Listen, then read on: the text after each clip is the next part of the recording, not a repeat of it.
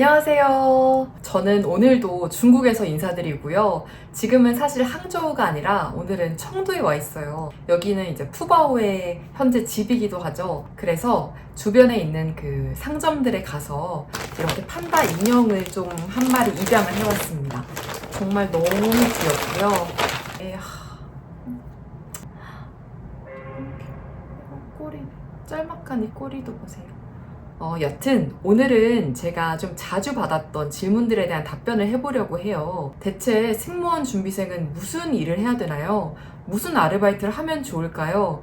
이렇게 좀 질문을 해주시는 분들이 계셨어요. 그래서 오늘은 그거에 대한 좀 제 생각을 말씀드리고 저의 경험에서 우러나온 그런 추천을 해드리려고 합니다. 사실은 면접관이 선호하는 아르바이트 이런 게 있지는 않기 때문에 제가 어떤 일을 해야 된다 이렇게 말씀드릴 수는 없어요. 하지만 제가 실제로 이렇게 준비를 하면서 했던 아르바이트가 있고 했으면 되게 도움도 됐겠다 라고 생각을 했던 아르바이트가 있기 때문에 좀 복합적으로 이렇게 생각하셔서 판단하셨으면 좋겠습니다. 여튼 바로 시작해 볼게요. 우선 제가 두 가지 섹터로 나누려고 하는데요. 첫 번째는 승무원의 경력, 이력에 좀 도움이 될 것 같은 아르바이트고요. 그리고 두 번째는 내가 스케줄 관리에 되게 용이한 아르바이트예요. 그래서 면접이 갑자기 딱 잡혔을 때 시간 내기에 참 괜찮은 그런 아르바이트를 좀 소개시켜 드리려고 합니다. 우선 두 가지가 이렇게 공존하면 참 좋을 텐데 그러기가 너무 힘들어요. 그래서 나한테 더 맞는 걸 선택하시면 좋을 것 같아요. 승무원의 경력과 이력에 도움이 될 만한 아르바이트. 첫 번째는요. 호텔 리셉션이에요. 이게 사실은 뭐 5성급 호텔, 이렇게 좀 큰 호텔이면 참 좋겠지만 경쟁률이 있잖아요. 그러다 보니까 배보다 배꼽이 더 클 수가 있겠죠. 승무원 준비하려고 호텔 리셉션을 준비했다가 더 힘들어지는 뭐 이런 상황이 발생하면 안 되기 때문에 만약에 내가 정말 역량이 좋고 운이 좋아서 큰 호텔 리셉션에 합격을 한다면 더더욱 좋겠죠. 왜냐면 많은 항공사들이 다 그럴 거예요. 특히 중동항공사는 하스피탈리티를 중요하게 생각하기 때문에 높은 퀄리티의 그런 커스터머 서비스 이런 거 굉장히 선호할 거고요. 그리고 내가 뭐 VIP도 많이 만나볼 거고 여러 가지 고객들을 상대하면서 애로사항들이 있을 거 아니에요. 뭐 컴플레인 받았던 적, 그리고 그거를 어떻게 내가 이렇게 풀어나갔는지, 그리고 베스트 서비스를 제공했던 적, 하이 퀄리티 서비스를 제공했던 적, 이런 식으로 굉장한 에피소드 보따리가 될 거예요. 몇 성급 이런 거 상관없으니까 그냥 우선 호텔 리셉션 자리가 나면 지원을 해보시고요. 그 다음에 몇 개월이라도 경력을 좀 쌓으셔서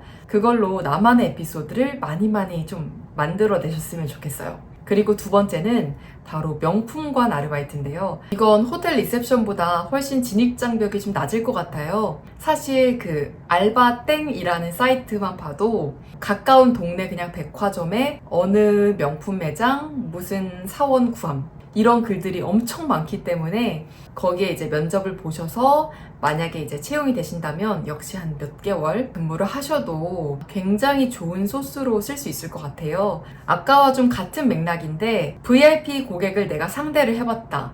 이러면 나만의 에피소드를 풀 수 있을 만한 그런 무기가 될 것 같고요. 제가 지금 중동항공사를 다니기 때문에 중동항공사에 좀 비유를 해서 많이 말씀드릴 수 있을 것 같은데 특히 좀 높은 퀄리티의 그런 서비스를 제공하는 걸 좋아하기 때문에 중동하면 하스피탈리티잖아요. 그래서 좀 이런 거에 있어서 면접관분들이 좋아하시는 것 같아요. 제 개인적인 경험은 그랬어요. 한 면접관분은 되게 경력이 많으신 분이었는데 거의 그 면접관 그룹에서 가장 높은 축에 속하시는 분이었거든요. 그분은 이제 제가 벤치 리셉션 아르바이트를 한 적이 있거든요. 한 몇 개월 동안. 그거에 대해서 엄청 초점을 맞추시고 되게 좋아하시더라고요. 그것만 계속 질문하실 정도로 굉장히 꽂혀서 이렇게 보셨던 그런 경험이 있어요. 이 영상을 보시는 여러분들은 바로 무슨 말인지 알아들으셨을 거라고 생각을 합니다. 여튼 그런 축의 의미예요. 명품관, 호텔 리셉션 이런 식으로 내가 프로페셔널하게 나를 좀 보여줄 수 있는, 고객을 상대할 수 있는 이런 직업이면 조금 더 플러스 요인이 됐지 절대 마이너스 혹은 좀 평범축에 끼지는 않는 것 같아요.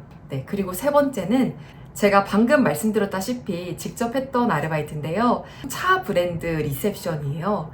예를 들면 뭐 벤츠, BMW, 포르쉐 이런 쪽이 되겠죠. 아무래도 리셉션은 고객분들이 오셨을 때 가장 처음 만나는 사람이잖아요. 그랬을 때 이 매장을 대표하는 첫 인상이기 때문에 아마 승무원이나 아나운서 준비생분들을 굉장히 선호하시는 것 같아요.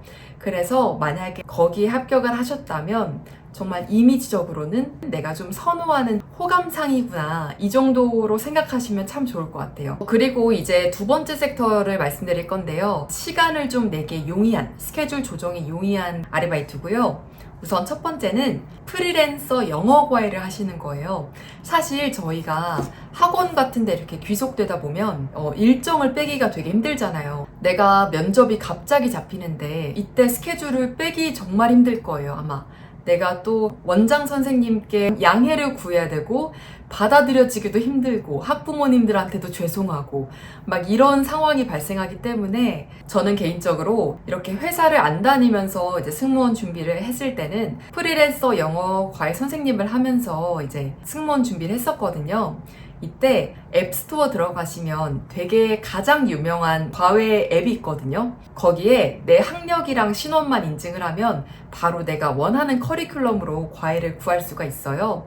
여기에 대한 장점은 내가 원하는 시간대에 학생이랑 일정을 조정해서 만약에 내가 면접이 갑자기 잡혔다. 이러면 내가 기관이 아니라 1대1로 이렇게 일정을 조정하는 거기 때문에 만약에 면접날 이제 과외가 잡혔어도 하루 정도 이렇게 일정이 있어서 좀 변경을 해야 될 것 같다.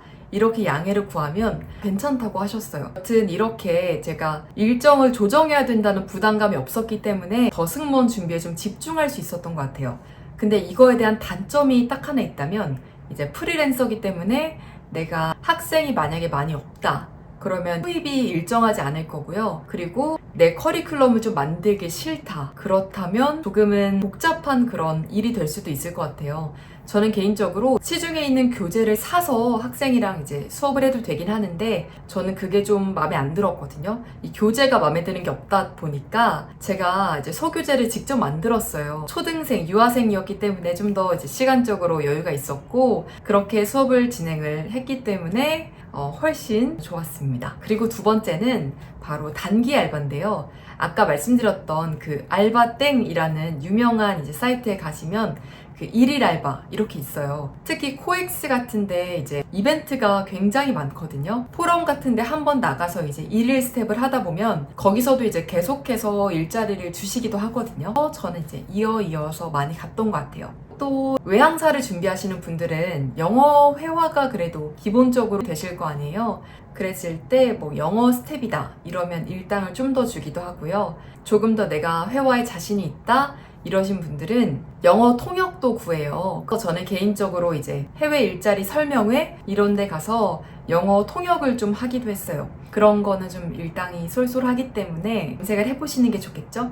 그리고 네 번째는 정말 특이한 아르바이트예요. 예를 들어서 정말 남들이 좀 많이 안 할 것 같은 그런 일인 거예요. 그래서 면접관들이 딱 봤을 때 이 사람도 비슷하고 이 사람도 비슷하다가 봤는데 너가 왜 여기에? 약간 이런 느낌 있잖아요. 이런 생각이 들게 하는 일입니다. 저는 이제 승무원을 하기 전에 프리랜서 아나운서로 일을 했어요. 근데 한 회사에서 아나운서 겸 이제 기자, 리포터 이렇게 활동을 했었는데 그때 이력을 적어 놓으니까 이제 한 면접관 분께서 그거를 굉장히 좀 좋아하시더라고요.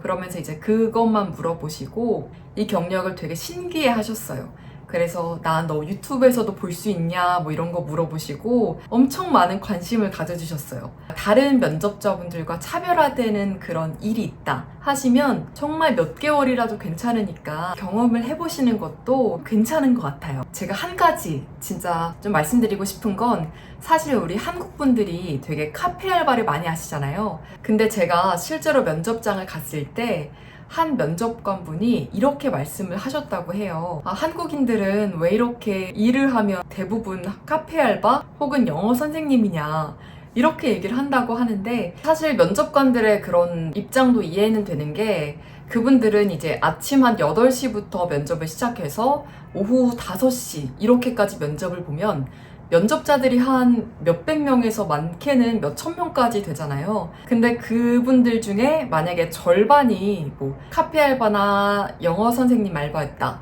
하면 조금 또네? 식상하다? 이렇게 느낄 수도 있을 것 같아요.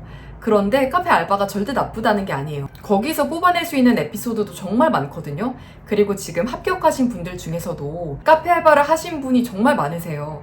왜냐면 저희는 카페 강국이기 때문에 일자리도 훨씬 많고 어떻게 보면 일은 힘들지만 잘 채용될 수 있는 분야 중에 하나이기 때문에 한국 분들이 이제 카페 알바를 많이 하시는데, 근데 만약에 다른 옵션이 더 많고 그 중에서 내가 고를 수 있다면 제가 방금 말씀드린 그 분야가 훨씬 그래도 캐릭터를 구축하고 그 회사가 좋아하는 그런 약간 프로페셔널리즘에 맞게 이렇게 에피소드를 뽑아낼 수 있지 않을까 하는 그런 개인적인 의견에서 말씀을 드리는 거예요. 자, 이렇게 제가 오늘은 여러분들이 많이 질문을 주셨던 승무원 준비생은 어떤 아르바이트를 하면 좋을지에 대한 답변을 말씀드렸고요.